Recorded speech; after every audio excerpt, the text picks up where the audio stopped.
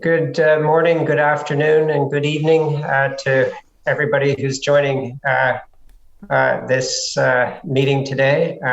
My name is Tim Evans. I'm the inaugural director of the School of Population Global Health at McGill University, and I'm delighted to welcome everybody to this Institute for Health and Social Policy and School of Population Global Health conference entitled Policies for Better Lives, Strategies of Life Satisfaction and Human Well-Being. Before we begin, I'd like to simply acknowledge that McGill University is situated on the traditional territory of the Kanekahaka, a place which has long served as a site of meeting and exchange amongst nations. McGill recognizes and respects the Kanehaka Nation as the traditional custodians of the lands and waters on which we meet today. Given that we're meeting on a virtual platform, I'd also like to take a moment to acknowledge the importance of the lands and all Indigenous peoples around the world as the traditional custodians of the lands and waters in which we all live. We do this to reaffirm our commitment and responsibility in improving relationships between nations and to improving our own understanding of local Indigenous peoples and their cultures. From coast to coast, we acknowledge the ancestral and unceded territory of all of the Inuit, Métis, and First Nations that call this land home. Please join me in a moment of reflection to acknowledge the harms and mistakes of the past and consider how we are how we are and can each in our own way try to move forward in a spirit of reconciliation and collaboration.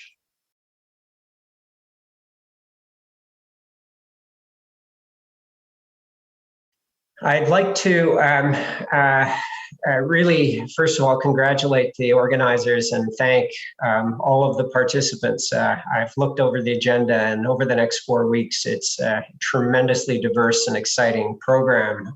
And I would have to say, comes at a time when it couldn't be more important, when the big picture of what we do and how we come together as a society against all, in the context of all the challenges that we're facing, could not be more important. So important for Canada as a nation, important for the globe as a whole. So I think the opportunity to rally around well-being and quality life is one we can't waste, and more importantly, one that I think this conference over the next 4 weeks will seize. With that, I'd like to introduce Christopher Barrington-Leigh. Chris is the academic convener of the 2021 Better Lives Conference. Yeah, he's an associate professor at McGill University, jointly employed at the Institute for Health and Social Policy in the School of Environment. His recent research is focused on one, empirical and quantitative assessments of human well-being measured through subjective reports and their implications for policy. Secondly, he's working on the structure of urban road networks globally as quasi-permanent influences on diverse urban outcomes. And third, he's looking at energy transition in China. I'm not sure how he gets time to organize a meeting like this in addition. He was originally trained in upper atmospheric and space plasma physics at MIT, Stanford, and Berkeley before studying economics at the University of British Columbia. Chris was a global scholar of the Canadian Institute for Advanced Research between 2019 and 2014, and is a current member of the Global Young Academy. So with that, I'd like to turn it over to Chris and wish you all a very successful meeting. Welcome, welcome, welcome, and thank you very much, Tim. My co-conspirator in designing this conference is Jen Proudfoot, and who's the IHSP Senior Academic Associate in Partnerships and Knowledge Exchange. And for today's session, she's working behind the scenes. So on behalf of her and myself, I would like to thank some of the many people who've been working tirelessly to pull this off.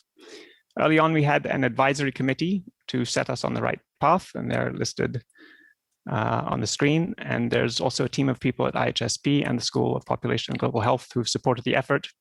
including Sonia, Helen, Ari, and also at McGill, at McGill's Multimedia Operations Center, Stuart and Jonathan are looking after us right now.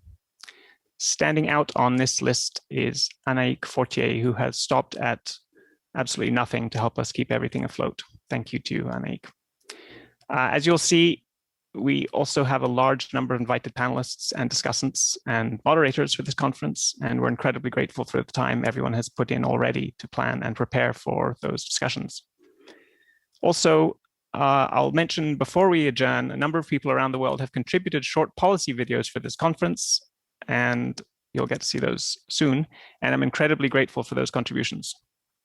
Lastly, to echo Tim's words, thank you very much to all attendees, because, well, COVID continues to make everything difficult and time precious, and we're really thrilled to have you all here. We have some towering figures in the field of life satisfaction research in attendance at this conference, and you'll meet some of them shortly. But there's one who won't be here, and I'd like to dedicate this opening session of the conference to him. Ed Diener died last week. He was a pioneer in the measurement of subjective well-being, including life satisfaction. He had an enormous influence on the research community and research institutions, on education and psychology, and so much more. He was known as Dr. Happiness, not just for his foundational contributions across the field, but also for the kindness and positivity and compassion that he brought to everything he did. Maybe most relevant to this conference, Ed advocated for a system of national accounts of subjective well-being for the US. In March, when I invited Ed to participate in today's panel, he was already in his final battle with cancer, but he was extremely enthusiastic about this conference. His family chose this picture for us to remember him by today.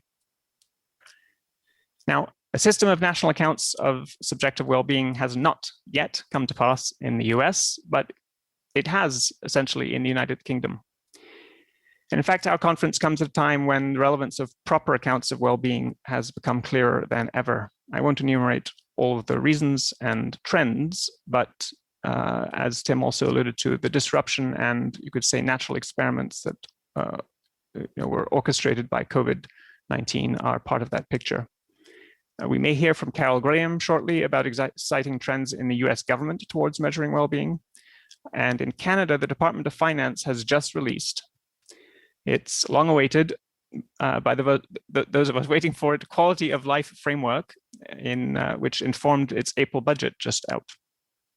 And our moderator today could also mention exciting developments in Nova Scotia. In fact, to quote Nova Scotia's new premier, Ian Rankin, just last month, there is a better way to measure success and define progress in the lives of Nova Scotians and our province. And it is by shifting our focus from purely economic measures to well-being and quality of life. So, key players from each of these places I've just mentioned and others around the world where a well-being approach is taking hold are in attendance at this conference, and you will hear from a number of them. I want to give you one little bit of formal context for the topic of the conference. So you may have heard of happiness, well-being, quality of life, and so on, in addition to life satisfaction, which is in our title. Although life satisfaction is not all we'll be talking about in the conference when we refer to well-being, the life satisfaction question is representative of the revolution in measurement that has led us to this moment. And by that, I mean that we're sitting on decades of research in what individual, community, and national circumstances lead people to report that overall, life is fulfilling and meaningful and good. In other words, satisfying. So just to be concrete then, a lot of that research comes from millions of people who have answered the following simple question. Taking all things into account, how satisfied are you with your life these days on a scale of 0 to 10? So this subjective but quantitative question is the foundation for a quantitative field of study that has given accountability to ideas about what really sustains good lives. And I think it's fair to say that a tide has now turned in the last few years. And the change is that we're ready to move beyond research and even beyond applying that research to our narrow circles and own lives, to what we call well-being policymaking and well-being budgeting. And this means actually acting with public policy, changing what government does and where it spends our collective resources, all with an eye to making better lives. So the goal of this conference is to explore what policies we, in particular in Canada, could really be putting into action now or in the near future, what those policies might be, how good the evidence is for them, and what it might take to put them in place. We're not going to end up with any prescriptions, but hopefully we do end up with possibilities and ideas of a practical nature, and of course, some new connections. So just briefly, you know this is part one of a 4-part conference each Friday this month, but I'll explain how our amazing agenda works at the end of today's session. Et un mot pour nos participants francophones. Les conférenciers feront leur présentation en anglais, mais vous êtes toujours également invités à poser des questions ou faire des commentaires en français.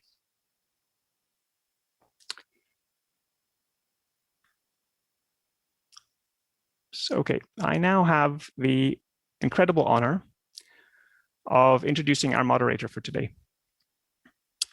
Danny Graham is currently the Chief Engagement Officer, get it, CEO, of Engage Nova Scotia, which is leading Nova Scotia's government's quality of life initiative. This is really a partnership between all possible stakeholders. Engage Nova Scotia has already succeeded in carrying out an unprecedented community survey, among other things, and it's living up to its name. Before leading Engage Nova Scotia, over the last 30 years, Danny has held senior positions in business, law, government, and politics. You may know him as the former leader of the Liberal Party and elected MLA in Halifax.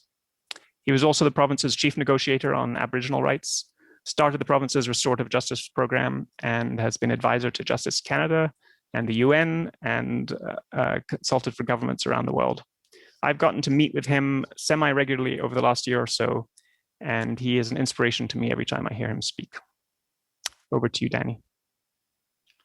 Thank you very much, Chris, and congratulations to you and to Jen and to the whole McGill team for what is going to be an exciting May for all of us who believe in the work that you guys have been leading for a long period of time. So as Chris said, I'm calling in from Mi'kma'ki, Nova Scotia, the traditional land of the Mi'kmaq people for thousands of years up until and including the present time. I'm conscious that the participants in today's discussion are coming from many jurisdictions with many traditions and living in historic times of uncertainty and crisis. And I just want to acknowledge that your choice to be with us today is one that undoubtedly is made in the balance of what's important to you about these current times and the future. These times, from our perspective at Engage Nova Scotia, are clearly both critical and challenging, but they're also, it appears, incubating the opportunity for the wider population, those who are most affected in the work that we want to advance, with questions about how socially, economically, culturally, democratically, change needs to happen. It has unearthed inequities that have been around for generations, but now clearly need addressing. And as individuals, it seems that we're ready to face up to the question about what really matters most. So we've got an exciting, we're living in exciting times. Chris pointed to and we're going to hear more about some of the excitement that's happening both in Canada, specifically in Victoria, and across the globe. And I think that the level of participation in today's session is a reflection really of the exciting presenters that we have for this opening panel. when we all got together the other day, I wished that the conversation was going to go for an entire day. You may feel the same way at the end of this roughly 2 hours. I'll just give you a quick framing of it, and then I'll introduce our first venerable speaker. The frame is that John Helliwell, who I expect everyone knows, will, John, I'm putting this in my words, sort of provide us with some reflections about our human nature. And then we're going to move to a presentation by Nancy Hay from What Works Wellbeing in the UK to describe, so if that's what it means, if this is related to our human nature, how do the systems around which we are spending and orienting ourselves need to change in order for us to sort of live up to how we can thrive as humans? Carol Graham is going to bring us into a look at the United States, both pre and post pandemic, and give us a window into her incredible research and findings. And then we're really excited to have Mayor Lisa Helps from Victoria describe the work that she is leading in that municipality as an inspiration for Canadian municipalities and other governments to consider as we move forward. And then Chris is going to take us back to the larger picture before we enter into a moderated discussion amongst the panelists, and then we're going to open it near the end for your questions and answers. So please note that there's a question and answer function on your screen, not the chat function, but the question and answer function that I'm told is on the right. I don't have it in front of me right now. Please use that, enter it in, and I'll be able to read your questions as we go along. We probably won't be able to get to all of the questions, but we'll get to as many as we can. Each of the presenters has been asked to present for 10 minutes, and we'll try to hold them to time in order to leave enough time for discussion at the back end so that your ideas are actually coming to the surface and you're getting the benefit of the tremendous wisdom of these pioneers. So they are all pioneers, the panelists for today. And as I said, I think the large participation is the result of them needing no introduction, but to try to formalize it a little bit, I'll start with John Helliwell, who I got to know about 3 or 4 years ago. I can't remember exactly when. John, if you want to join us. So John is known for so many things. I was in a conversation with a mutual friend, Peter Nicholson, recently, who said that John is probably the most recognized economist in Canada. And what's interesting is that he has provided a bridge from economics to all the other intersections of how economics is influencing our world. He's best known perhaps for being one of the lead authors of the UN Happiness Report. And there's so much more to say about him in addition to him being an outstanding individual. So, John, is that enough for you right now, in addition to all those other things I could say to get you rolling on your 3 slides? The gracious people of the Comox Nation, whose ancestral lands I'm speaking from on Hornby Island, would be giggling at the kind of things we're going through. Their communication methods have been long better. I'm delighted to recognize their presence and hospitality on Hornby Island. Only 2 or 3 years ago, they had the grace and skill to mount a beautiful greeting pole in the park very near to me here. And so they are gracious enough to be greeting us newcomers with great hospitality. It speaks well to the future of the world, the leadership role they're taking.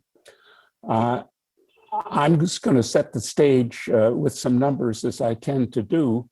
But first, let me echo what Chris said about Ed Diener, because what I'm saying today, the 3 lessons learned from building happiness, are all lessons that I learned from Ed and with Ed. I have worked with Ed and had him as a good friend for almost 20 years now. And it's been 40 years since he, more than any person, converted psychology from a study of things that had gone wrong to a study of things that had gone right, and completely enabled the rest of us to get the underpinnings we need to join what is now an interdisciplinary science. And he was not only a leader in changing psychology, but he had the instincts and the personality to enable an interdisciplinary science to be built, to bridge disciplines rather than have them compete. So here are my 3 lessons.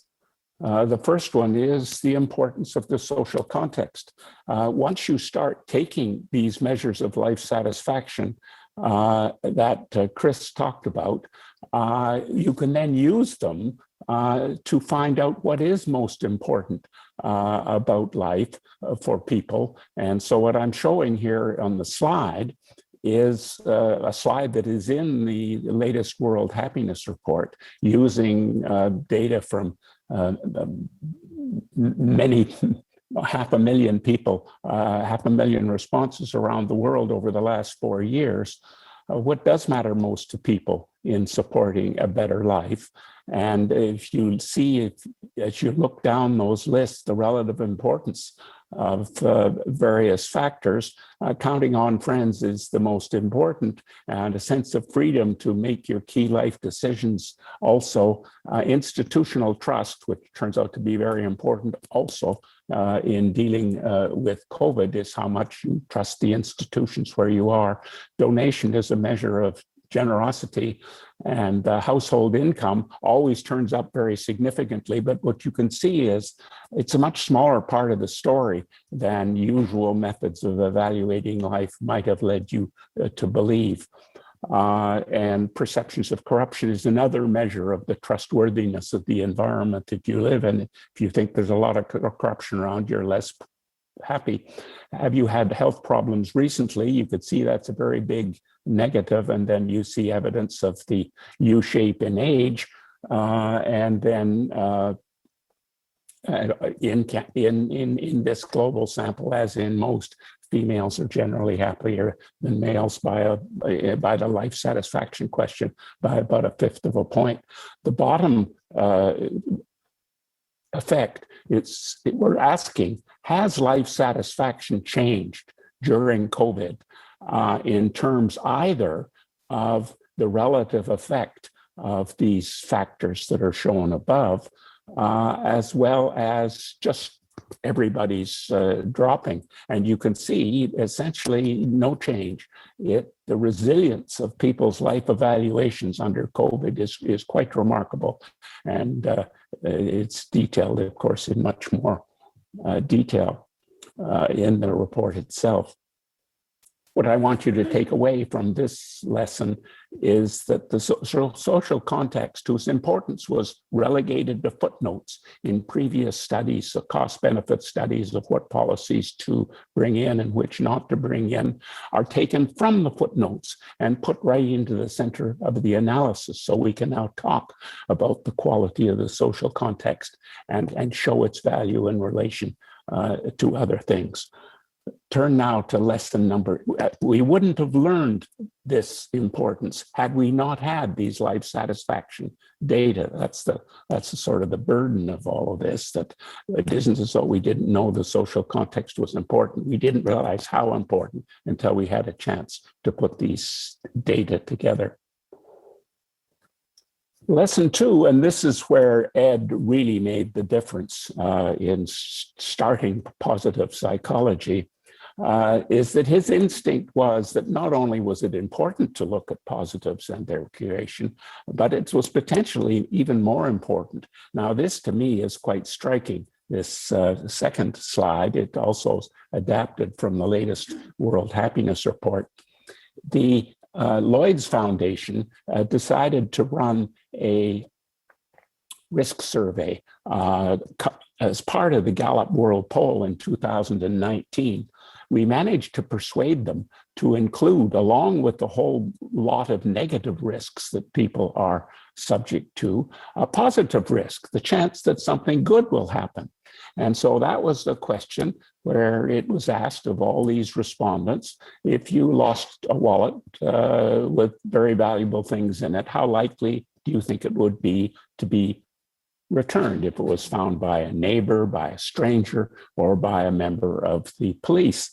And so then we were able to look, because these questions were asked in exactly the same way, we were able to compare how much it matters to your happiness, your overall satisfaction of your life, to be subject to bad things as well as to be subject to good conditions. And you can see quite remarkably that your life satisfaction is likely to be on these data about 0.5 point lower if you are unemployed. If you see harm from mental health issues as very likely, 0.4 on a 10-point scale. Harm from violent crime, very likely, about 1/5 of a point.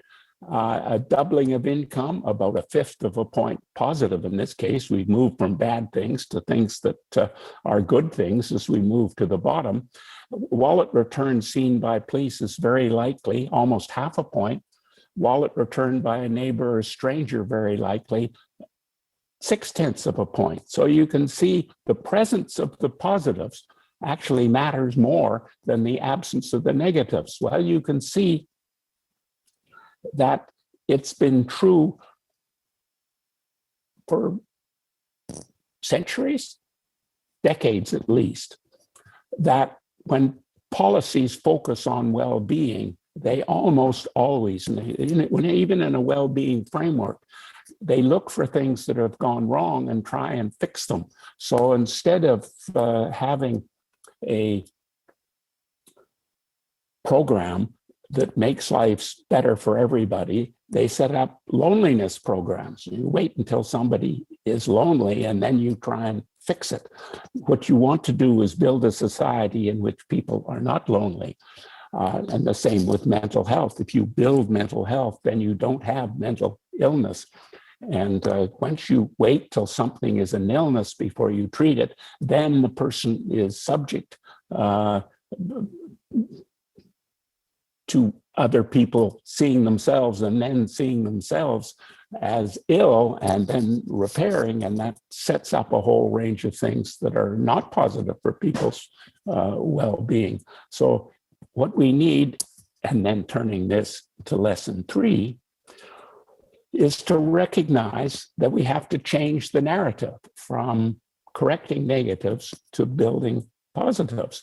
And it is true in schools. I think there's a policy proposal that we put in under Chris's invitation, where all these problems in elder care facilities, especially in COVID times, problems in schools. And what we have proposed and studied in Saskatchewan is the iGen program, which says let someone else deal with perceived problems. We're trying to create a better education and a better life for people in elder care. So in fact, what they bring in is a grade 6 class, and the whole class for the whole year is taught in an elder care facility. Well, the videos we have and the reports we get back from these are quite astonishing. They break your heart with pleasure to see the lives that are changed for the elders and the youngers both. And they're changed for the better in all cases. And that's not thinking of repairing something, it's thinking of creating something that allows better lives to be lived. To think about creating a new kind of family when the old extended family doesn't exist anymore. What can we do with a nuclear structure to build intergenerational community? And of course, if you think about it, then you can do things. And so the science that Ed started is really then leading everybody to, not everybody, but people I hope watching this conference and taking part, to think in positive rather than negative terms. Well, this last picture shows you that to change the narrative is absolutely crucial.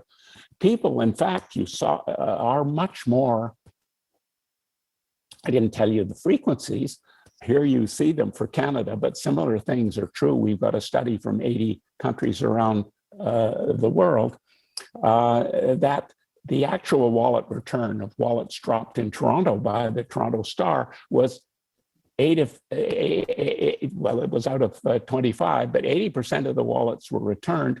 On a huge survey run by Statistics Canada, the likelihood of a stranger returning a wallet was 20%. So people are 4 times better and more generous and more helpful than people think they are. Well, that's because the narrative we see in the media is a narrative that emphasizes all the things that are going wrong. And so you end up thinking that society is filled with people who are doing all these things you're reading about in the paper. But the answer is people are not like that. People are going on average, and 80% of them or 80% of those wallets got returned in Toronto. So let me leave you now, as I think my time has expired, with that thought that we not only need to do things to make lives better for other people, but we need to change the narrative that we tell ourselves and that the media tell the world, so it gets a more balanced picture that in fact it is a much more helpful society, because a more helpful society not only makes you happier, but to realize it's a more helpful society makes you happier right away. Thank you very much. Thank you very much, John. You've sparked some questions in the Q&A, which doesn't surprise me one bit. Hopefully we'll have time to field some of those once we get to the moderated section of this. Let's see if we can pull those slides down. Looks like somebody's attempting to do that while I introduce Nancy Hay. So Nancy Hay is the Executive Director of What Works Centre for Wellbeing in London. She is a global leader in this area, a thought leader and a practitioner. She and her organization are amongst the leading organizations in the world that are focused on evidence-based decision-making about how our systems need to change fundamentally. She's an advisor to jurisdictions across the globe, and we're just delighted to have her back in this context to share some more of her wisdom. Over to you, Nancy. Thanks, Danny. It's brilliant to be here. I'm going to talk today at pace from a policymaker's perspective about this wellbeing data and how we can use it. So I'm the director of What Works Centre for Wellbeing, which is the UK's national body for wellbeing evidence, policy and practice. And we aim to improve wellbeing and reduce wellbeing inequalities, reducing misery. And our bit of the job of there is to understand what governments at all levels in the public sector, business and charities can do to improve wellbeing. And we do that by bringing together the global knowledge base, working with universities across the UK and around the world. And we get that information to those who use it and work with them to fill knowledge gaps. And we're thinking about, so I came at this from a policy official perspective, working across government, and I was thinking about what is success in policy work? What is success in government? And then it's like, what is success in life and what in work? And people travel around the world in search of a better life. They'll move across states, they'll move across provinces, they'll move across town in search of what is a good life. And you can do this with the OECD. You can put in what is a good life for you and see which parts of the world can support that and how your area is doing. And this is quite exciting. So if you believe the purpose of all policy, government policy and action in civil society is to improve lives, the question to ask then is, does it improve lives and how do we know? And in the UK, we are asked that question and we ask, how are you doing? And because we're British, we say, fine. So you ask again. And you can't quite tell from the outside how people are doing, but we've been asking this question, these subjective wellbeing questions in the UK, alongside a lot of data on objective and subjective data. And you can see from 2011 to 2020 how it was going. You can see the 4 measures going up there, the anxiety one going down, and you can see across the country what was happening. The darker colours are on average happier, the lighter ones darker. And then the pandemic hit, and you can start to see that we've not quite recovered those 2020 lockdown pre-lockdown levels on all the different measures, and they all did something different. So we have life satisfaction, we have purpose measure about worthwhile, we have positive and negative affects, so mood, happiness and anxiety, and they move in different ways, and you can start to see that. So they're trying to help us inform what we do and how we protect from the multiple impacts of the pandemic, because that's exactly what happened. So multiple determinants of well-being were affected in one go, whether that was your health, your social connection, your basic need, particularly if your finances were effective, or your employment, or your quality of your work and the way you had to do it, or your commute changed. So you can see how those weighting and the different things affected our lives during the pandemic. I mean, this search for a good life is not new, right? It's been over a long, long time, but ultimately what we're talking about here is policy for the outcomes that matter to people's lives. So if you talk to people in public dialogue, they'll tell you that it's about feeling safe, feeling loved, and feeling fulfilled. And we have to try and shove that into policy structures, into economic policy, social policy, health policy, and get these outcomes at the end. And it's not straightforward, and it is a dialogue to be had. What, at a big national level though, this is about finishing the job of getting full national accounts. So this is about getting a full picture of the welfare of a nation, which GDP never intended to do. It is very useful and its purpose is to enhance well-being, but it doesn't count things that are important to us. It does funny things on a whole range of different issues. So there's a global movement towards getting complementary measures of social progress used, and you can see these different words for this type of thing. So I'm going to use the words well-being to cover happiness, quality of life, standard living, prosperity, social value, public value, but they're all related concepts of different, trying to get this idea of how we're doing across the area. So well-being is ultimately the idea that we can judge a society by how much people are thriving, right? And it's a collective endeavor. And so for the health professionals that have included the economic side, but for those in health, it's about creating the conditions for us all to thrive, and often use the term social determinants of health. This is mental health. And this idea of the definition of health as not just the absence of illness, but this salutogenic approach of actually working to create health and well-being. So given that there's lots of different words for the same thing, and well-being kind of has an image problem, people think it's fluffy, it's really not. And what we're looking for in a well-being approach is a sense of progress and a goal.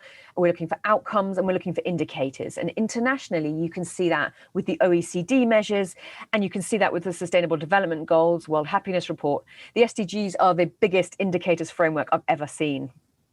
And then in that framework, we'll be looking for these types of approaches. So a focus on people, so not just the economic, so the social aspect. We're looking for diversity of experience. So we're looking for full distribution of impact. Is it inclusive and is it sustainable in terms of tomorrow? We're looking at objective and subjective. And also it's probably quite important for our policy discussions later that this is an approach, it's not as prescriptive a thing. 3 different things on well-being inequality that I wanted to pick up, and those of you who work on economics and health will understand the difference between, on sort of the vertical inequalities, the difference between those who have a lot and those who have very little, or good health and bad health. So this vertical inequality, but also this fairness or this distribution between groups, and that's been really important for us during the pandemic, understanding who's doing well in what way and where. And then this deprivation, so this very basic standard of everybody having enough. The challenge is, now we've got these measurement frameworks, is to use them and to communicate them.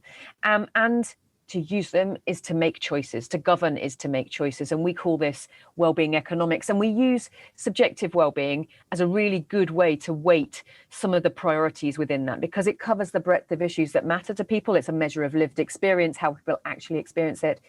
It's a collective outcome and offers a shared vision in terms of wellbeing. So what can you do? So this is quite a run through of the sorts of actions you can take. And the first thing you can do is take a shift towards assets and capability, building on what people already have, helping people to be able to help themselves, to distribution and inclusion. So looking beyond that average. So yes, the GDP of the nation may have gone up, but how do we feel better off where we are? Those youth crime rates may have gone down, but do we feel safe? And then also looking at sustainability and building for the next generation. So in Wales, we have the Wellbeing of Future Generations Act, for example, and how you get that balance in policy making is a real challenge. There are 7 practical things that you can do in government. So you can measure well-being. We've talked quite a lot about that. You can set goals and priorities in the positive. You can monitor outcomes. You can appraise and screen, and this is doing cost-benefit analysis, cost-effectiveness analysis. We can research and we can evaluate, and that's a lot of what we do. We can do wellbeing specific policies and projects, and we can design in wellbeing design in wellbeing elements to other parts of policies for maximum wellbeing impact. The New Zealand Living Standards framework is very similar to the wellbeing framework in the UK, and I think recently in Canada. And this is a sort of a data bank, a shared evidence base that we can all use to understand whichever sector we are, how we're doing across a full range of aspects of our life. You can then, in a wellbeing budget, prioritise. And this is the New Zealand one, but there's goals in a whole range of different areas that you can use. If well-being is your primary goal, though, there are some things that change, and 3 in particular are worth highlighting. One is the social effects are big, so particularly you look to where there are fewer comparison effects, so that we're not continually where we can get lasting change by having fewer comparison effects. Where there's little adaptation, so we are incredibly resilient human beings. You saw how after the pandemic hit, we're bouncing back already. Look for where there's little adaptation, and particularly around unemployment and that welfare and safety net and that stability. You can saw the roller coaster we've been on the last year.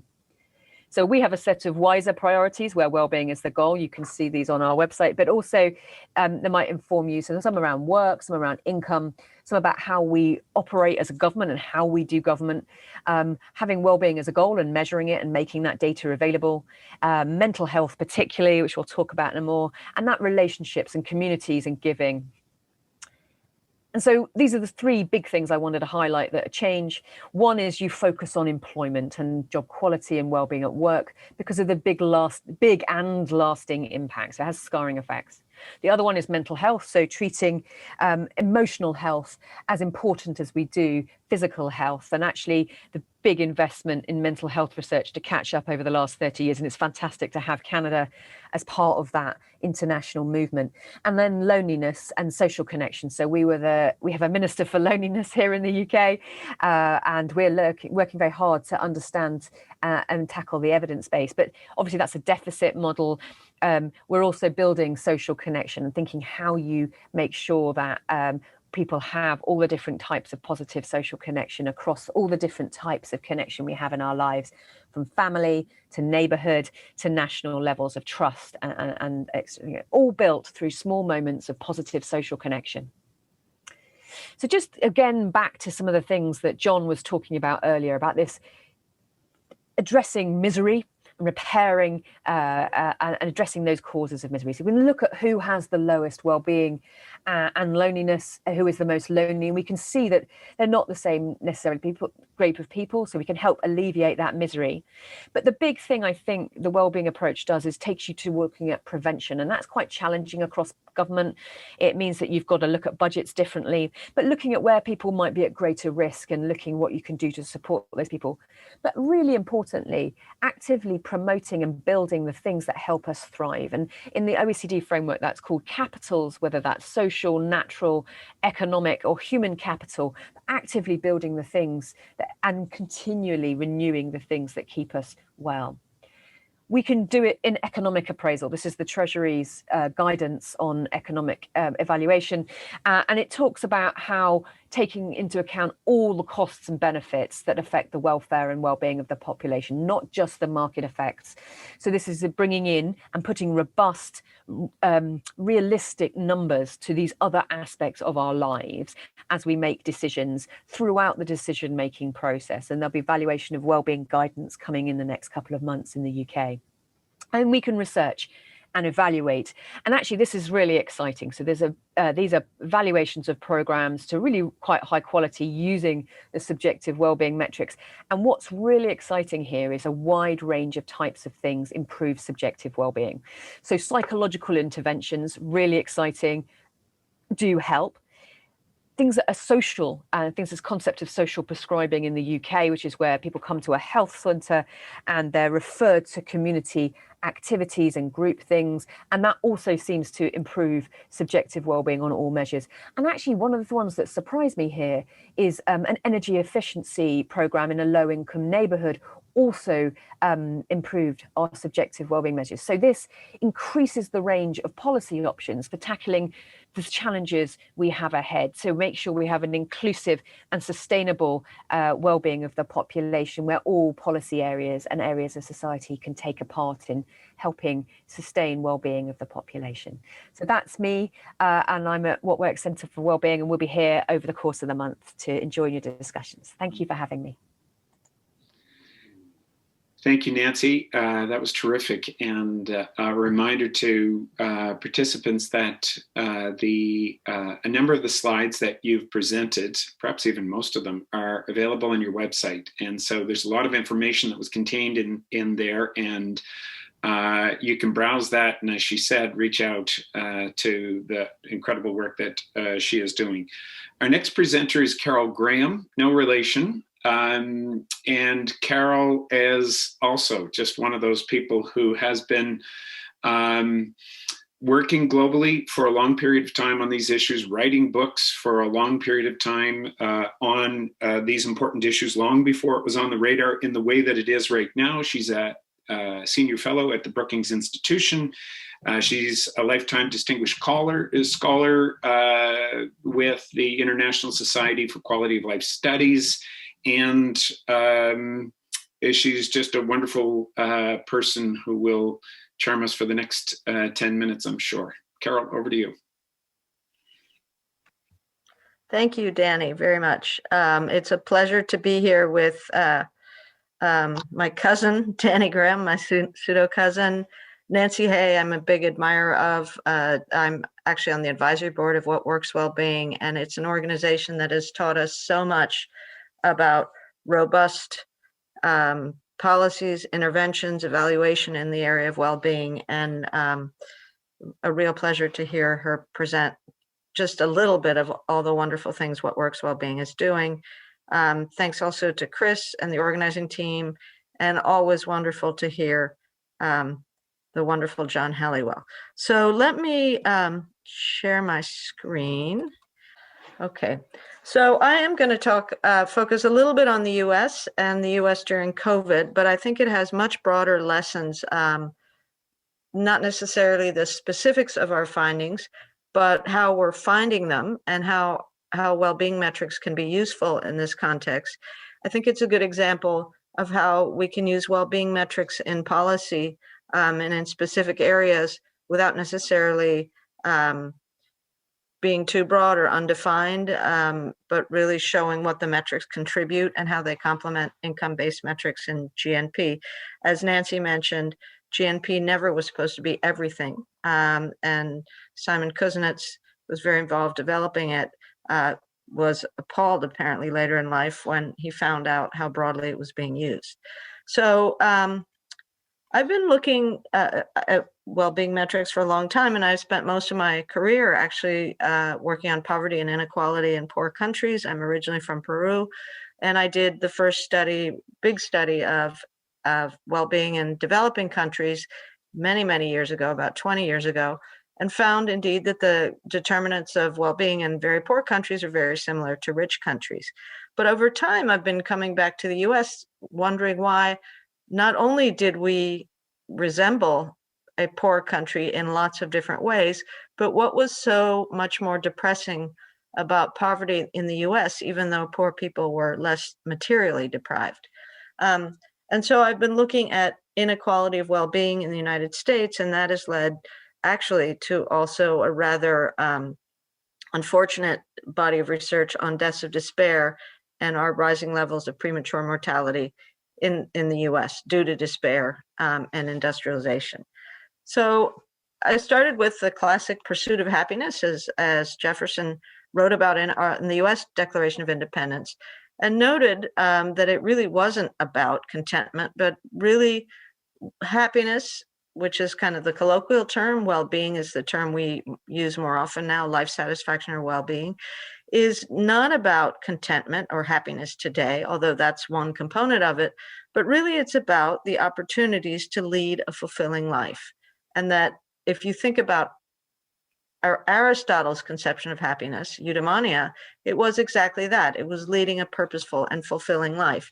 And when we look at, for example, the charts Nancy showed, people with low well-being and high well-being, there are big differences when people can't make choices in life, when they don't have social ties, when they're isolated.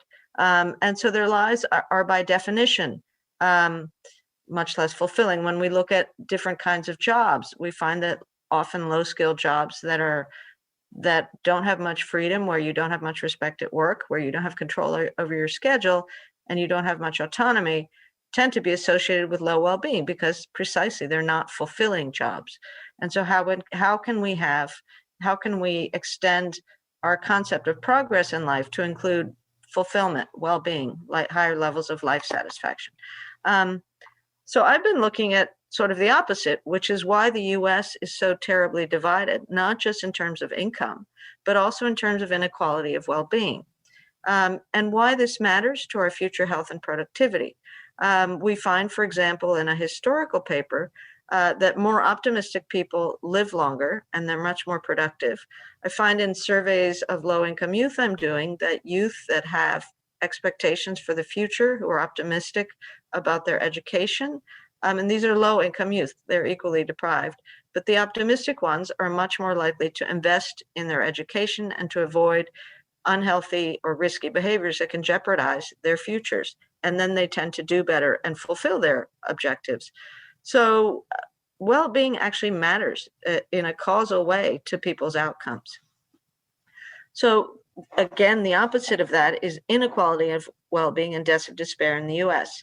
And so we find the gaps between the well-being of the poor and of the rich are much greater in the US than in Latin America. The poor in Latin America, for example, are much more likely to think hard work will get them ahead than the poor in the US. The gaps are really big between the poor and the rich in the United States in terms of life satisfaction, in terms of hope for the future, in terms of reported stress. But we also find big and surprising differences across races. And it turns out low levels of well-being or despair are very strongly associated with deaths of despair across the US, both at the level of individual, race, and place. So we've been using well-being metrics now to track deaths of despair, and it's a classic case of where the existing policy metrics we had did not account for the role of low well-being or despair in driving these deaths, but now we can use them as warning indicators in other situations before we enter an entire national crisis of mortality. The biggest challenge, though, is right now is that COVID has placed an exponential hit on people who are already disadvantaged and who already had very low levels of well-being and who are vulnerable to despair. So let me just show you a couple of trends and then talk a little bit more about, I think, where we're going or how to go forward. First of all, nobody likes equations, and not in the morning probably, but this is just one very quick slide because I think it's important to note how we measure well-being. The most important thing, if you forget the whole rest of the slide, is to look at the last line. We as scholars with our surveys are not running around asking people, oh, does smoking make you unhappy, or does commuting make you unhappy? Does marriage make you happy? What we're doing is we have a whole host of well-being questions. We have life satisfaction, optimism for the future, stress yesterday, worry yesterday, anger yesterday, a whole range of them. And we have those questions up in the beginning of whatever survey we ask so that they're not framed by questions that come before, such as, are you satisfied with your marriage, or are you satisfied with your job? Those have to come later. And then we take, demographic and socioeconomic characteristics, we collect those, and we control for those because they have consistent patterns with well-being. And then we can explore the happiness effects of things that marriage. So first of all, what we can observe is in this error term, and it turns out we can observe a lot about well-being. A lot of it is either genetically or biologically or psychologically determined within people. And so the information in the error term in that slide we can use it actually as what we call unobserved or unexplained happiness or well-being. And we find it correlates with future outcomes. So people with higher levels of innate well-being, as I mentioned, do better, they live longer, they lead better lives. With all the other patterns, we find very consistent patterns in the determinant of life satisfaction around the world. So the things that matter, age, health, employment, social relationships, marriage, these all matter to well-being. And John Helliwell also hinted at many of these, such as trust.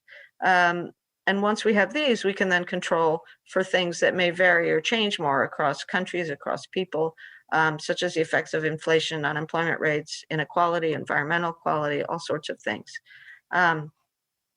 So that's how we measure this. Now, here is, I seem to have lost, okay, no, I do have it. Okay, here's one of the most consistent relationships around the world in terms of well-being or life satisfaction. This chart happens to be for Latin America. We find that this U curve in life satisfaction lasts across people in about 140 countries around the world. This is controlling for the sort of being in a stable relationship and having age-adjusted good quality of health or not. But we also find that it holds in many countries without it. Marriage also plays a role here. People who are not married or in a partnership tend to have a lower dip in well-being than do those who are attached. And this dip in well-being is precisely in the middle-age years, precisely when people talk about midlife crises. Turns out there's more to it than that, but it is an age where people often have double burdens, teenage children, elderly parents, time pressure, all sorts of things. There's also a psychological component to it. Psychologists describe it as emotional wisdom increasing as people get older.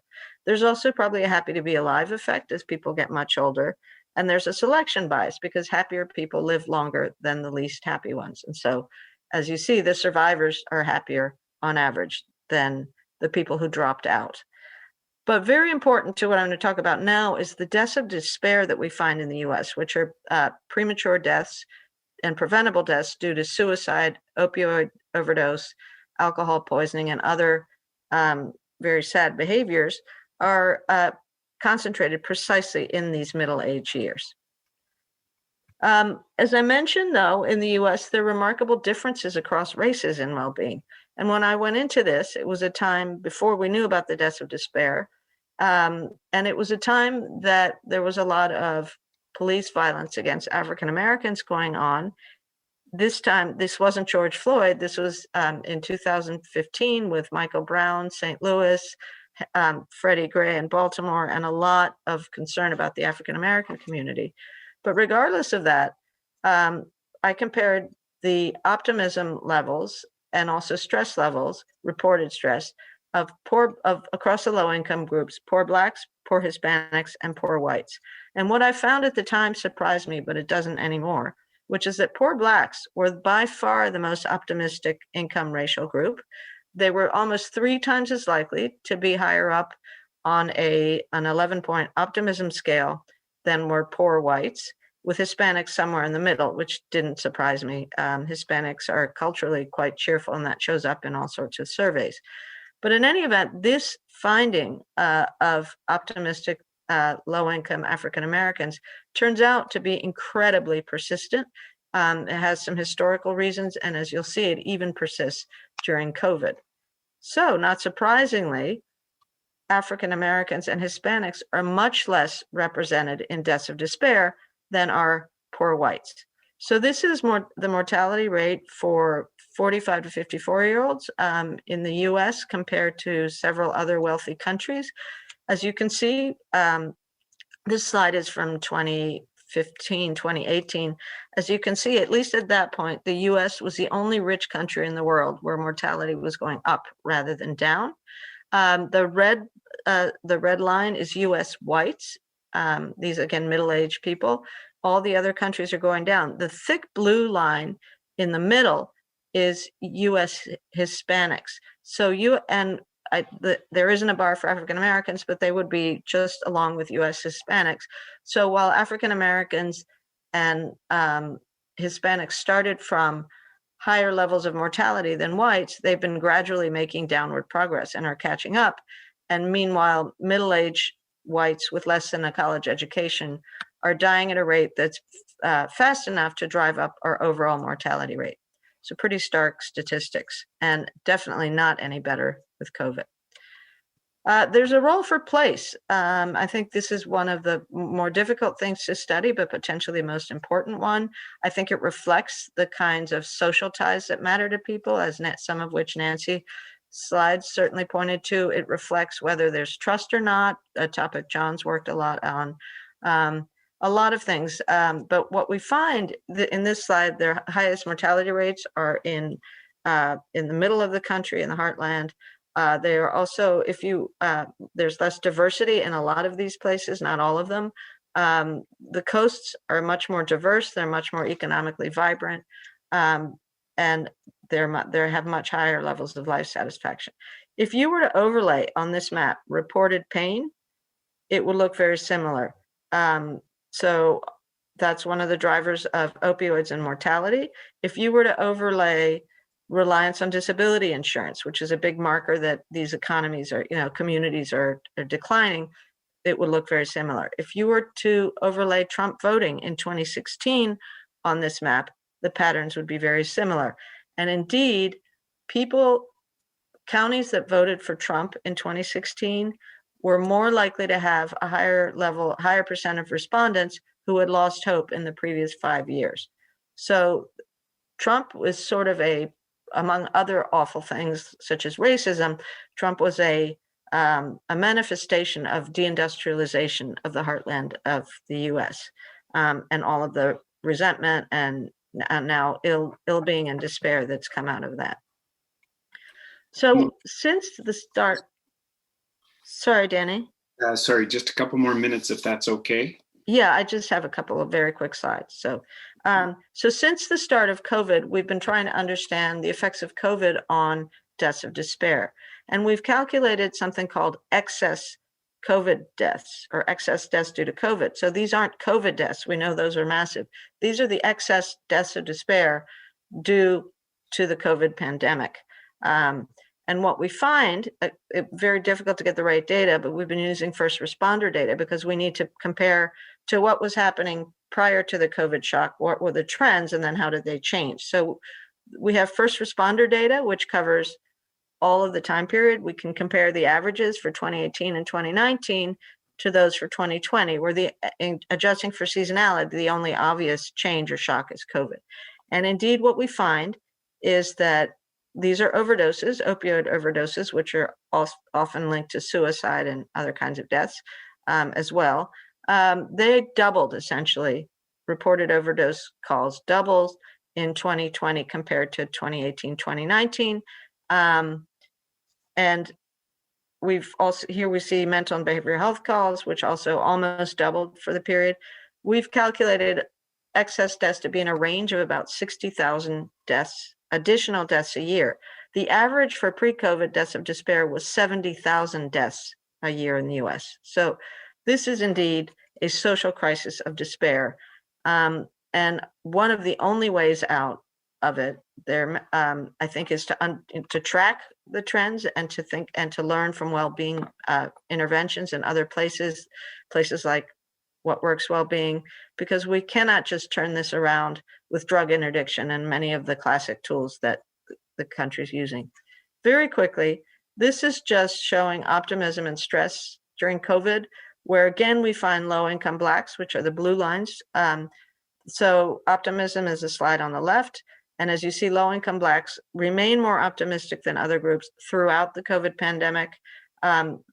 They remain less stressed throughout the COVID pandemic. They report better mental health throughout the COVID pandemic, even though they suffered disproportionately throughout the pandemic with both incidence and death of COVID. So this is remarkable resilience, and it has a lot to do with communities of empathy and other support systems that African Americans and Hispanics both have. And it's something we need to learn more about in terms of the groups that are dying of deaths of despair and don't seem to have these same mechanisms for mental health support, family support, extended social ties. I know I'm pretty much out of time. So, I've talked about COVID being a shock that's shocked an already divided system and hit the vulnerable the most. But I'd just like to end with maybe a more upbeat trend, which is that COVID has woken people in the United States up to how bad things are in our society. It's particularly highlighted the lack of attention to mental health and to social well-being more generally. And I'm a bit in shock as I'm getting tons of requests from the mainstream economic agencies, the Feds, the Bureau of Labor Statistics, Census Pulse, to review their new questionnaire modules that include questions of ill-being and well-being.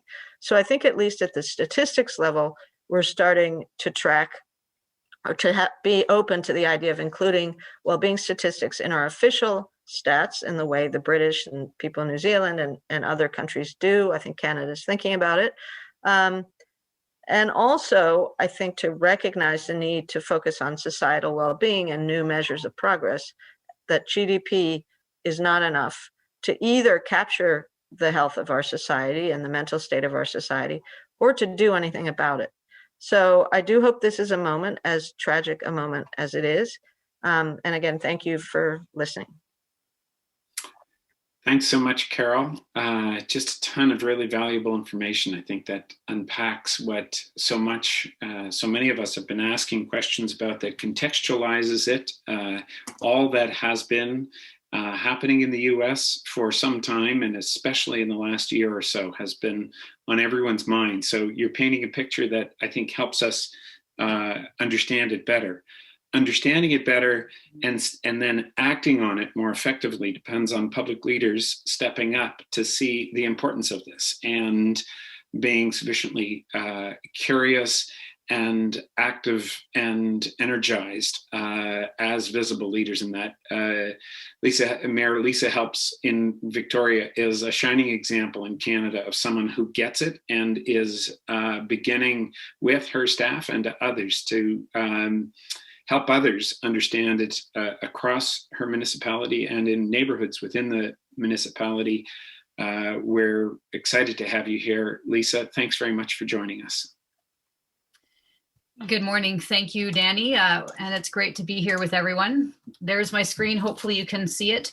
That's me earlier in my term with longer hair, less gray hair, and convening a community drop-in in my office, which I did pre-COVID. They're online now, not nearly as intimate, but as you can see, there are people sitting in my office sharing thoughts and ideas. And I think that this is fundamental to how we build community and how we improve well-being. I'm coming to you this morning from Lekwungen territory, the homelands of the Songhees and the Esquimalt nations. And here at the city, this is a really important part of our approach to well-being, to building equity, and to understanding what it means to have come and built a city on somebody else's homeland. So we're engaged in a very deep and intimate process of reconciliation with the two nations. And I'm honored to be here delivering this address and participating in this conversation from their homelands. It is really great to be part of this conversation. And what I hope to do today is to ground a lot of the conversations that have been shared by others really at the local level, talk about the importance of cities, the challenges of cities, what cities have to contribute to the conversation about well-being, and also hopefully entice some of you to take an interest in what's happening in Victoria, because there's some really exciting projects happening over the next couple of years, which are a good platform and petri dish, I think, for engaging well-being research at the local level. It's a pleasure to see John Helliwell again. He came and gave a talk at City Hall a couple of years ago, and I'm going to share a couple of screen captures from that. And before he began his speech, he made us all, he invited us all to sing If You're Happy and You Know It. And he asked us to notice how we felt before singing together and notice how we felt after singing together. So I'm pretty sure that if we were actually all there together in Montreal today, we would have sung a song together at the beginning of the panel, which might feel a bit uncomfortable, but it's actually a wonderful experience. So John, thank you for your inspiration. It's really been helpful to our work here in the city. I'm going to speak briefly about three things. One, to set the context of the challenges facing Canadian cities. Two, the role of cities in well-being policy, well-being budgeting, and the need for data at the neighborhood level. And then three, I'm going to share a couple of things we're working on here at the city. So I think the first, there we go. Right, you've all talked about this already. I've just bolded the well-being elements that I think cities have the most ability to contribute to and nurture. But before we can get into any of that, it's really important that we're honest about the challenges that are facing cities. And I've listed some of them there, and Carol and others have talked about these. So racism, inequality and alienation, homelessness, poverty and addiction, climate change, the struggle to build cities for the future for people rather than cars. And the big one that I want to talk about briefly is polarization online and in real life. So racism, inequality, a lack of belonging. We had a situation last year in the city of Victoria. There were a young group of youth who wanted to paint More Justice, More Peace mural. They did so. They put in an acronym that was offensive to the police, and we had a very difficult, very challenging, ultimately a good resolution to that. But it really showed us that there's a lot of work to do in our own city addressing difference and discrimination. Homelessness we're facing right now, the question of well-being. If you're living in a tent, you can't possibly be well. Maybe a tiny home shipping container, which these are under construction right now, a little bit better. This woman living in a cubicle in a shelter, how is her well-being? So again, I'm just sharing this because these situations, homelessness, mental health challenges, addictions, these are rampant in every Canadian city, and well-being research, I think, needs to focus on this as part of the context. Also climate change. This is the city of Victoria a couple of summers ago. There are forest fires. We have no forests near the city. This is just what our city looked like with all the smoke blowing in. And again, if you're living in a tent, you've got nowhere to go, no air conditioning. And so we know that climate change has disproportionate impacts on people who are low income, people who are living outside. And I think the context of climate change should be part of the conversation about addressing and adapting to well-being. This is a big one in cities across the country, taking back some streets for people. It's a big controversy every time you try and take away a lane of traffic, but we want this little girl to be safe. And this little girl to be safe. And this gentleman, a great program here called Cycling, their tagline is the right to wind in your hair, cycling without age. Anyway, so these are struggles that cities are facing that have real impacts on well-being. And then this one is about diversity and engagement and the difficulty of having difficult conversations. And so this is an engagement summit we held at the city a couple of years ago. Unfortunately, what we're seeing in Victoria and in cities around the world is more of this polarization generated, I think, by social media. Yes, yes, no, no. How in the heck are we going to solve the big problems listed above and understand the big problems listed above if we're in this state of polarization? And so I think it's really important for all of you, for well-being researchers, particularly to understand that this polarization, political voice, how we speak, should be part of a key element of well-being research, because this is something that's real and it's something that I think is having a very negative impact. Okay, so on to the role of cities in terms of well-being. So many of the conversations we've heard this morning are aggregate data at the national level, which is absolutely important, and couldn't agree more that GDP was never meant to measure all the things that it's used as a stand-in for. And federal and provincial programs traditionally focus on equality and provision of policy and program-based. All of the work that's done at the national level is very important, and that aggregate data is really important. But it's also, as I'll hopefully illustrate, important to look at the municipal level and even at the neighborhood level. And I think that there's some opportunities for learning here. So Victoria, as John told us when he was here a couple of years ago, actually is doing quite well in terms of life satisfaction in the capital region, which is our region. Good sense of community, good sense of belonging. And as others have pointed out already, this is great, but what what does it mean for social context? What does it mean for people who have been structurally left out? We know, and we've seen this through COVID, that when you look at life satisfaction overall, it ignores the struggles, or can ignore the struggles, of the most disenfranchised populations, who and increasingly contextualize their experiences through the prism of structural racism, discrimination, and you can see that the disproportionate number of groups that have been negatively impacted by COVID, intergenerational poverty, colonization, housing insecurity, all of these things. So these things are coming to matter more in the study of well-being rather than just kind of these general life satisfaction measures. So just to get really local, this is a beautiful park that we built in the lowest income neighborhood in Victoria a couple of years ago, and this is opening day, very, very well received. And what we need your help with in terms of the research community is to make the case for these kinds of investments.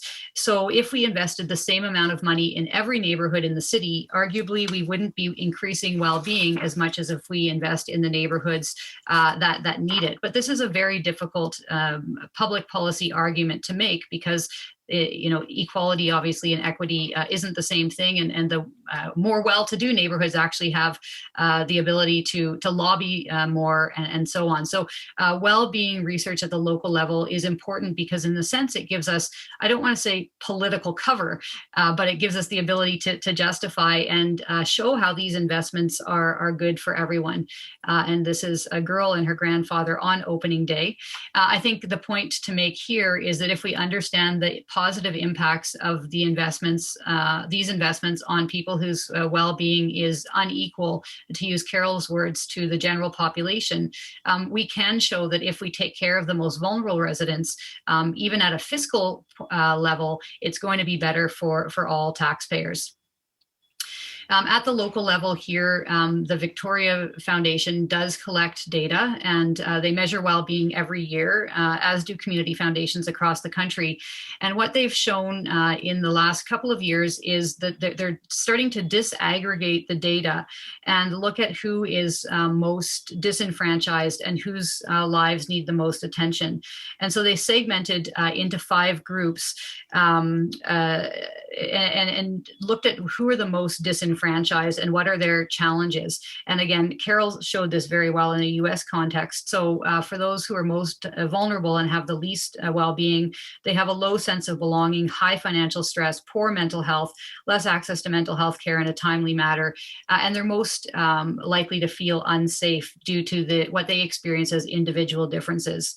And again, there are real costs to everyone, to the general population, when the well-being of these folks aren't tended to. So this is why at the City of Victoria, we have created an Office of Equity, Diversity and Inclusion. And this is focused specifically on those who have been structurally left out of the conversation. And again, we know that this is going to help, obviously, not only these folks, but the general population as well. So we're moving towards an equity-based approach to decision-making, using an equity lens to understand well-being dimensions applicable to our residents in general, and as I've said, with a specific focus on those groups that have been structurally left out. Also, and this is really important in an era where we're working on anti-racism, when we're working on reconciliation, I think it's important for your collective research agenda to deepen understandings of what is meant by well-being, in some ways to decolonize these definitions, to make culturally appropriate definitions of well-being. And these are some of the things that we're working on at the city.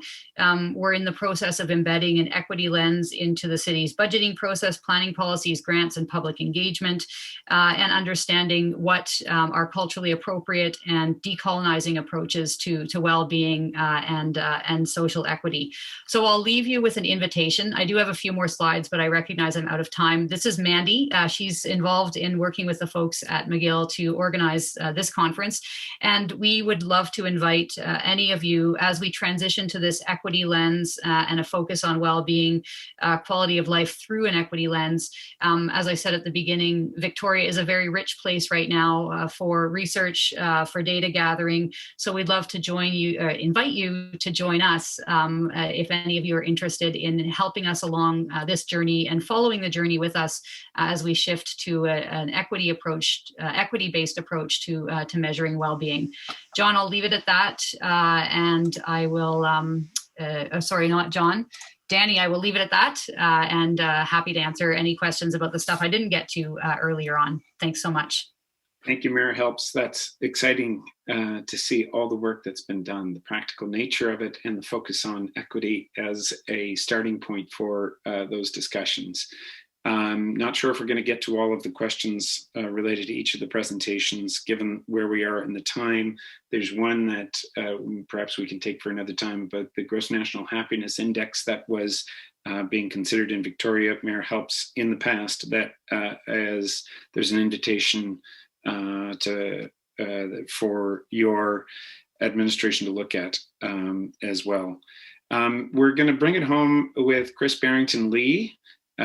Chris, I don't see you on the screen just yet, but I'm sure you're there somewhere, and you're going to show up with some great slides that help us understand in this big sausage making of where to from here. What does this mean from a policy perspective? We've got all of this research, and I might take a first shot at a question that builds on, I think, the theme of your presentation. Afterwards, I see. Thank you. Well, I've somewhat immodestly added myself to this panel. So just to share two quick ideas that might, for some people, help to put into context what life satisfaction has to offer. I think this may follow well from the last from the last couple of presentations. So some people might fantasize or fear about a future that looks like this when they hear life satisfaction researchers talk about their tools. And so the picture here is that as we know more and more about what makes people happy, we can calculate how to spend society's resources in order to optimize well-being. And I guess in this picture, then the academic researchers will replace government policy makers. So I want to tell you two reasons why this is not possible.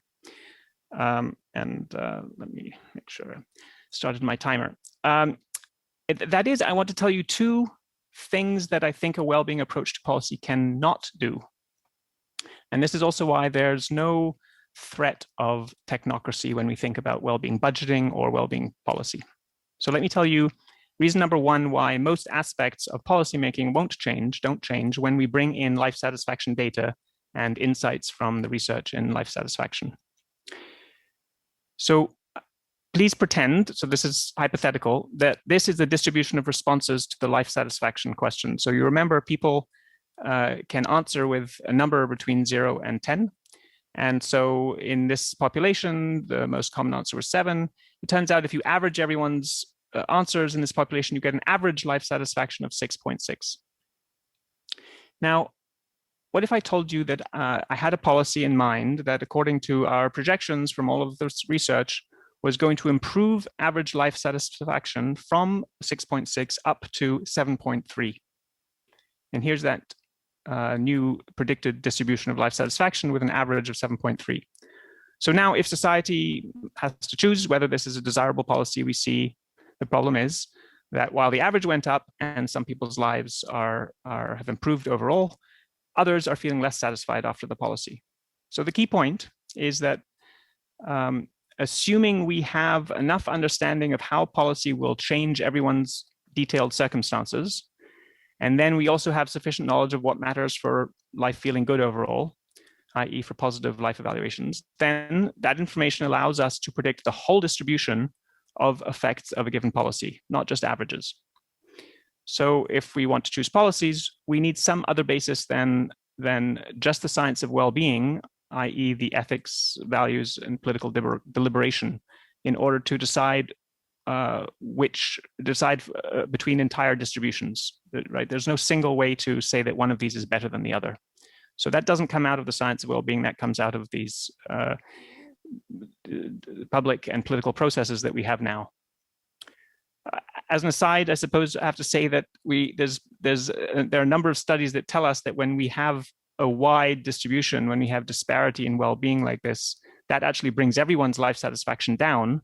But of course, that is already taken into account if we know about it, that's taken into account in a projection like this.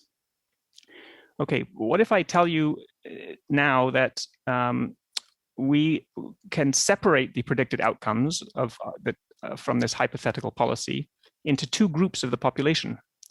And we find that one traditionally disadvantaged group has the distribution shown in orange. Again, in order to evaluate whether we like this predicted outcome enough to champion the policy, we need to appeal to the same kind of values, priorities, and also beliefs about the future dynamics, the objective facts of how the world works, the same as we do today. So we're likely to end up with some explicit objective to reduce disparity in well-being, and you've seen examples of this kind of choice of groups to go and look at in detail from Carol, and the explicit objective coming into government from Lisa. So you can see obvious parallels to questions about the distribution of income, but wouldn't you rather see the bigger picture of overall well-being that takes into account not just income, but everything else, quality of the job, family, personal relationship outcomes, and so on. So as many of you know, Canada is already a leader in doing this kind of analysis when considering a new budget allocation or policy. It used to be called gender-based analysis, but of course it's much broader than that. And having an understanding of well-being impacts means that you can disaggregate the overall effects of a given policy or budget based on different demographic groups or subpopulations or geographies, and importantly, intersectional groups. So that's endlessly complicated, and it's motivated by looking for inequities and values about those inequities. And those are the same as today. It's just that we can do a better job with well-being, and we're looking at inequities in the right way. So my point is actually that things like gender representative budgeting don't happen automatically with a well-being approach, just like it doesn't happen automatically now. Moreover, if you think you want to reduce a given disparity and you ask, is this something that we should accomplish by strong government intervention and redistribution, or more through removing barriers and allowing for people to change their own situations, then you're asking not just about ethics or about political values, but also about the dynamics of how people behave and invest over their life course. And those are questions that the well-being approach assumes you already know the answer to. So to summarize, the life satisfaction approach doesn't tell you what to do, it simply measures the right thing and helps predict the right outcomes. And so it leaves endless room for public discourse and ethics and political decisions. But it does give you the possibility to answer cost-benefit questions in a much more integrated way and a relevant way. So that was the first point about how many things stay the same under a well-being approach to policy. I have a second point, and that is that nevertheless the dream, if you like, maybe of we academics for the life satisfaction approach is that we can add up all the effects of even taxation, changing taxation, and new restrictions and benefits of a policy, and come up with a reasonable prediction of the distribution of outcomes for a prospective policy. And if we're careful, we can also measure them afterwards, which in response to a tailored policy.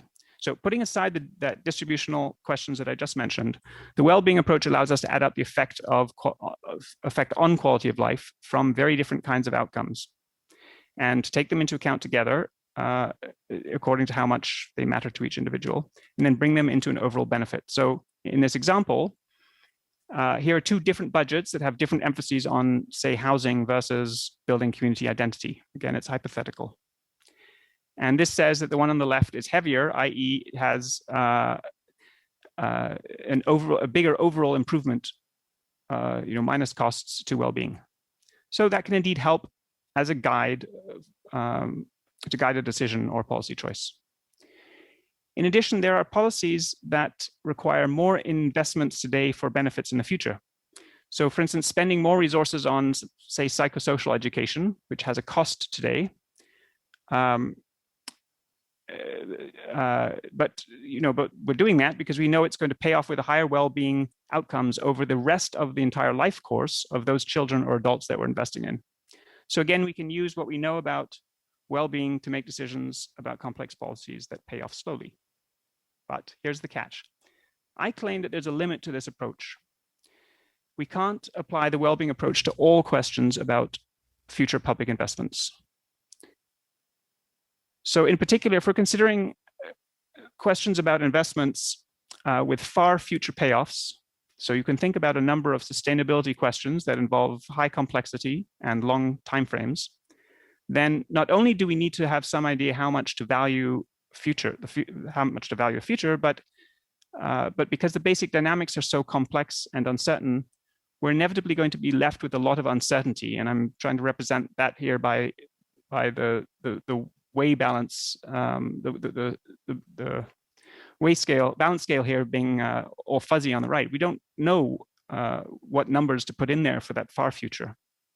And that means that if we're doing a cost-benefit calculation, any decision that we want to make is going to be overwhelmed by the uncertainty from this future part. Worse, if we're then choosing between spending money on, say, that psychosocial intervention for the relatively short term that I mentioned, and something really long term, then all the decisions get overwhelmed by the future uncertainty. So this is my advice. If that's not too abstract, this is my advice. We need to appeal to some other principle for making decisions about these really long-term questions like conservation and sustainability. We can't ask a well-being approach to do all the work.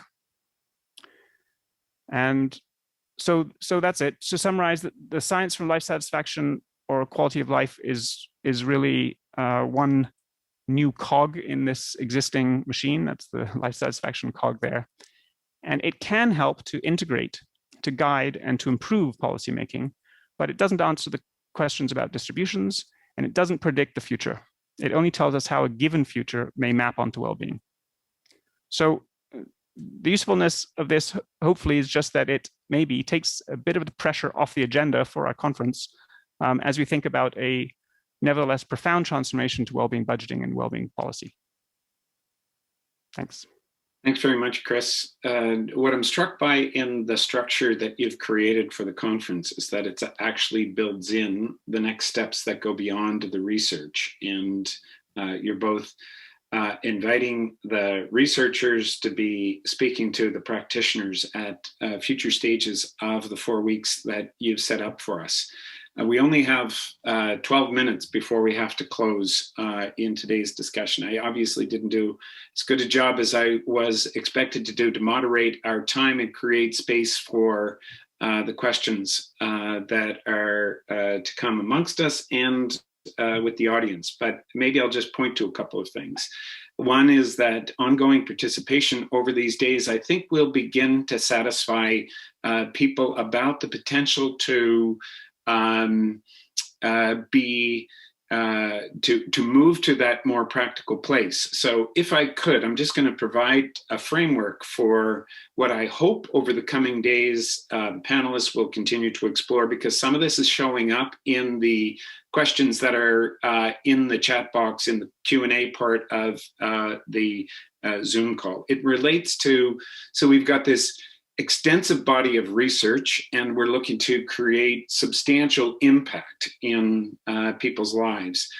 Between those two, there is a huge gap, and this appears to be an opportunity for us to begin to practically sink ourselves into what are the policies, the budgets, the collaboration, the mobilization, the theories of change, who needs to be involved, at what level, when, where do we move from here. All of those sort of practical steps are going to be different in every jurisdiction, but they are the ones that, of course, I know that we're going to be trying to unpack in a practical place to get, again, from research to people, the impact on people's lives, with a special attention on underrepresented communities of people who have been at the rotten end of the stick for a long period of time, and whose voices and perspectives will better inform and bring up what's possible in all of this. So I'm going to bypass that large question, because I know if you were to sink into it, it would take us past our time. But there is one that you've all dealt with in the past that I think would be valuable for our participants to hear you on. And it comes from Craig Joyce. Craig, I'm not going to potentially give you the exact language that you spliced in. I'll try to give it in other language. So as many of the people on the line know, there are the perspectives about subjective well-being and objective well-being, and it's often expressed in the happy peasant question, as Craig expressed it as in this circumstance. And the notion is, some of it may surface in some of Carol's research, that a subjective well-being approach sometimes is viewed as missing objectively the gaps for those people whose lived circumstances socially and economically are really disadvantaged. They just happen to be expressing themselves as being satisfied for any number of reasons. Could you, in the short time that we've had with that long preface, whoever wants to take on an incisive, or a couple of you to take on an incisive sort of reflection on that. Carol, I see your hand up first in that regard, the happy peasant question. I figured I should speak up, since I coined the term happy peasants and frustrated achievers about 20 years ago, in which I found indeed that it was people who were making progress coming out of poverty who reported much more frustrations with their situation and with their lives than did very poor peasants who had no real change. And obviously there are lots of explanations for that, low aspirations, adaptation.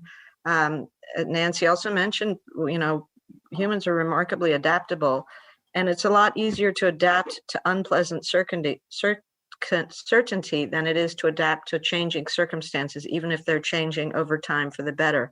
Uncertainty is not usually associated with high levels of life satisfaction, because it's very difficult to adapt to psychologically. That said, I think in terms of measurement science, we've gotten beyond that, because we are now able to disentangle what is daily contentment and possibly just adaptation or a survival mechanism with, deeper concepts of life satisfaction, of eudaimonia, of all other dimensions of well-being that go beyond sort of simple adaptation to difficult circumstances, although that is a phenomenon we need to understand better, and in particular what people don't adapt to or cannot adapt to. So just to give my example, obviously low-income African Americans have suffered objectively and historically much more than possibly any other group in the US, potentially Native Americans, but it's also it's a different dynamic, because African Americans are a much larger population group and they're much more integrated throughout society. What we found, one of the things that I was concerned about with this finding was precisely that you could dismiss it as just simple being Pollyannas. You could dismiss the needs of African Americans compared to low-income whites because they happen to be more resilient, and neither one should occur. But it does provide some deep insights into what determines their resilience. So the first thing I checked is, do the same optimistic low-income Blacks, are they Pollyannas? Turns out, no, they are much less satisfied with their financial situation than are low-income whites. They're much less satisfied with the city they live in. They're much more likely to say their neighborhood is unsafe. And yet, they're still resilient. Another part of it reflects another part of well-being, which is that they're much more likely to want to give back to their community. They're much more likely to be part of what I call these communities of empathy, who actually empathize with people who've fallen behind because somebody in their family, if not them, has already also fallen behind. When you look at the trajectory of low-income whites or low to medium-income whites, it used to be they finished high school, they got the privilege, access to blue-collar jobs, and they got they ended up with stable, lower middle class lives that had respect and a narrative. The respect, the narrative, and the jobs are all gone. And yet this sort of, you work hard, you get ahead, very individualistic narrative doesn't apply to them anymore, because there aren't any jobs. They could be working very hard, but their industry just went away. But they don't have another narrative to replace it. Versus, I think minorities have always had to have these communities, safety nets of empathy to support, in which they supported each other and turned out to be very, very protective of mental health during difficult times like the pandemic. So I think we need to understand all of this better, but I think I do think that it's an insight, and rather remarkably, we're at a point where we think about deprived and declining white communities declining into opioids, death, despair. I mean, it's a very big issue, where one of the things we're trying to do is learn from the resilience of low-income minorities. And I've been trying to do this through surveys of hope and aspirations among low-income youth of different races, which I don't have time to go into, obviously. But so I think it's an example of where well-being research points to paradoxes at times that tell us a lot about human existence and human well-being, and hopefully about how to make things better for those who have very low levels of well-being. Thanks, Carol. Anyone else want to speak to that, John? To answer Craig Joyce's question, what do subjective and objective measures give a different idea of well-being? I'd say if you're in a situation where they seem to give you a different answer, you're just not looking at the right objective indicators. That's the problem. So going back to Amartya Sen, saying people being happy in places that he regarded they shouldn't be happy, he was thinking too much in terms of income. We have huge differences across countries. And if you look in the World Happiness Report, in the Nordic countries, life satisfaction is more than twice what it is in very disadvantaged countries. But he saw the smiles in the street, and he thought they'd give the wrong answer. They'd give too high. They don't. But in many ways, it's much higher than people think it is, because they think too much about material circumstances. What they don't understand is how important interpersonal relations are. And in many communities, Carol alluded to this a moment ago, that are disadvantaged in material terms. They're very rich in human terms and relationships between the people. And so we dug into that in one society after another, and you find very rich and rewarding circumstances, while the modern rich life in big cities is the reason why big cities are less happy than in more rural and poorer areas in many countries, because it's possible to build and maintain more easily the kind of deep social connections, which, as I showed at the beginning of this 2 hours, are much more important than the material circumstances. So if you objectively, and you can do it, get better measures of the quality of how people feel about each other, how they treat each other in an individual local level, you'd find there was not a gap, Craig, between the objective and the subjective measures. The subjective measures are forcing us and inviting us to change the objective measures we look at when we're looking at things that make life really worth living for people. Thanks for that, John. I've been given a reprieve of a few more minutes to ask questions in a way that will bring us closer to the top of the hour. So I'm going to lean back on the overview question that I had suggested earlier on about, how do you move from the research into people's lives and create an impact? And if you don't mind me putting you on the spot, Nancy, this is a space that your center is very much in the place of. You're trying to bridge the evidence with what policies need to happen in a significant way. And perhaps, Mayor, helps if I could just invite you to rely on your on-the-ground sort of understanding of what moves people to speak into what needs to happen through the mechanisms of policy, not just research, but to policy, which doesn't necessarily translate to impact. What are you seeing through that pipeline a little bit? Nancy, you good for that? Yes, I just wanted to pick up some in more detail. So we started our work with some public dialogues like we did with our framework. So we asked people what this meant, in what it meant to live a good life in different contexts, in work, in community, in our wider culture and lives, and actually understanding. People are really quite consistent around the world about what that is, although what is top of mind may not also always be the things that always help. So we get used to things quite quickly. So people can often say something that's very top of mind as a concern that you get in polling information, but actually they also need these other building blocks. So public dialogues are useful in informing it and helping make it sense of what this is. But how you bring that into the evidence and into policy is really challenging. But your other question was, how do you bring the research into policy? And I think, Chris hinted at this a little bit as well. So some of it is about using the subjective wellbeing indicators as a complement to other measures. So having objective and subjective at the same time, and they shift your policy question quite a lot, actually.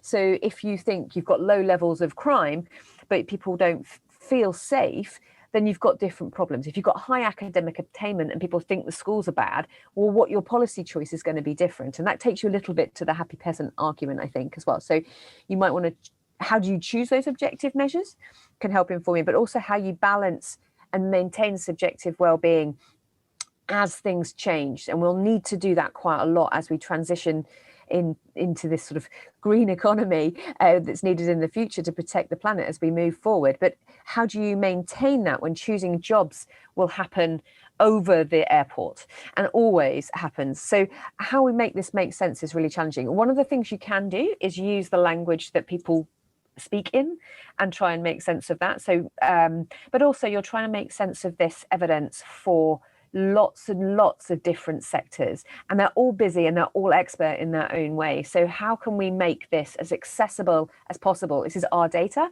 this is our evidence, whether we're in government, whether we're in a charity or a community group, whether we're in a business. How can we all have the same access to this information in a rigorous and robust way, not dumbing it down, but we all understand it? So that's what we're trying to do, and really understand how we can get the research to answer the questions that are relevant and practical to people who are running cities, who are setting up communities, who are funding charitable foundations. Yeah, that was a great segue. Thanks, Nancy. Yeah, I think it's a really important question, the relationship between policy, practice, and impact. And one of the things I didn't get to in my slides is a really exciting project we're working on here on Vancouver Island, and it's actually expanding into the rest of British Columbia. And it's called the Community Social Procurement Initiative. And what we've done up and down Vancouver Island, we're up to I think close to 30 communities now, is we're all orienting our local procurement, our public procurement to local, to employing Indigenous youth, to hiring or procuring with companies that have, women-led companies. Anyways, that's all fine and good. That's a great policy intervention, but how do we know if it's having an impact? We've partnered with Royal Roads University, and it's really quite thrilling. So we're measuring the shift in procurement from who cares how we spend it to social procurement to see how is this advancing the UN Sustainable Development Goals in our communities. And if so then, okay, we'll get some information. Is this having an impact? Is it not? And then we can go back, refine the approach to procurement, and then measure again. So it's iterative. It's really, really exciting. And I think it's groundbreaking because local governments spend a lot of money. How do we know if the money we're spending anyways on goods and services is actually increasing well-being, decreasing inequality, and helping us achieve the UN SDGs? So it's an exciting link between procurement and UN SDGs. So that's just one example. And Victoria, for some reason, I can't access the chat, but Victoria staff have put a link to the Coastal Community Social Procurement website in the chat if anyone wants to check it out. Thank you, Mayor Helps. an interesting initiative that we've been fortunate to just begin. It's a 3-year project, is actually docking up the well-being survey data that we have in Nova Scotia. 13,000 roughly Nova Scotians answered 230 questions related to the Canadian Index of Well-being survey that we worked with them on, which gives us a tremendous breadth and depth of information on subjective and objective well-being down to the local level.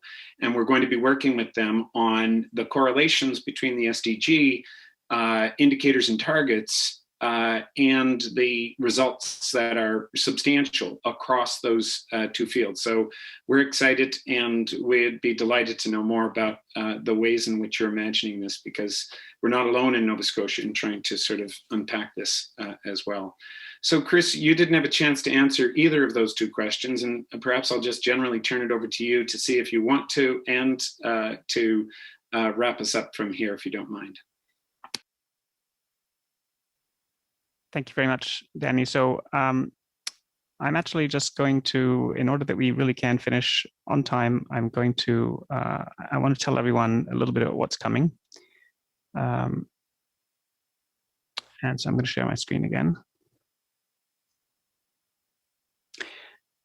Okay, so as you know, there are 3 more sessions, and so you definitely want to be there next week for what I'm calling the high drama of our researcher and policy practitioner panels. And we have 4 domains, and each one we've commandeered 2 or 3 egghead researchers like me to propose concrete policies. And then we've asked experienced policy practitioners and decision makers to throw their sage realism into the mix. And then the whole panel, of course, with the rest of audience participation too, gets to debate what would be good and feasible well-being policies. And so please look at that list of amazing panelists. Those discussions will also be moderated by more exceptionally accomplished people. So following that, and I'm going to say a little bit more on those in a second, but for the order of events here, following that on May 21st, so these are the successive Fridays in May, we have an invitational strategy session where we've invited leaders from a range of policy and practitioner sectors to come together in facilitated workshops. So there they will hash out how might policy making and policy implementation be different under a well-being lens. And they're going to take the outcomes of the May 14th discussions as inspiration for concrete ideas for policies to pursue. So they're going to do the hard work for us. And on May 28th, in our closing session, we will bring insights from those invited sessions back to a synthesis panel to discuss where next for wellbeing budgeting and policymaking in Canada. And there we will close the conference with a not to be missed keynote session. So there's a link shortcut again to, of course, our agenda. But let me say one more thing about these sessions next week. And by the way, we'll follow up to all registrants with an email with this information and the links that are here. So the sessions on the 14th are actually going to start, each of our 4 panel sessions will start out playing pre-recorded videos of those policy proposals from the researchers. And starting in just a few minutes from now, you can see all of those videos in advance. And in fact, only right at this moment now are we revealing which researcher is in which of the 4 panels, because we wanted those policy proposals to be entirely independent. And so just to tell you, their assignment was as follows: what would be your dream policy for improving well-being based on the available evidence? And so we were looking for things that were specific, actionable, would be prioritized under well-being lens, might be a bit novel compared to the status quo, and has sufficient evidence from well-being to make claims about the effects. Now, in addition to the panelist videos, if you follow this link here to lifesatisfaction.ca/policy videos, you're going to see that we also invited the rest of the community, research community, to submit videos. And so you'll see, instead of there being 8 or 12, there's more like 26 or more videos so far. Moreover, if you're in a position to propose a well-being-based policy on, based on the well-being evidence, you can still submit your video now, and there's a link at the top of that page. So with that, let me deeply thank the esteemed other 4 members of our opening panel and our wonderful moderator and all of you for attending. And we really hope to see you next week. Thank you.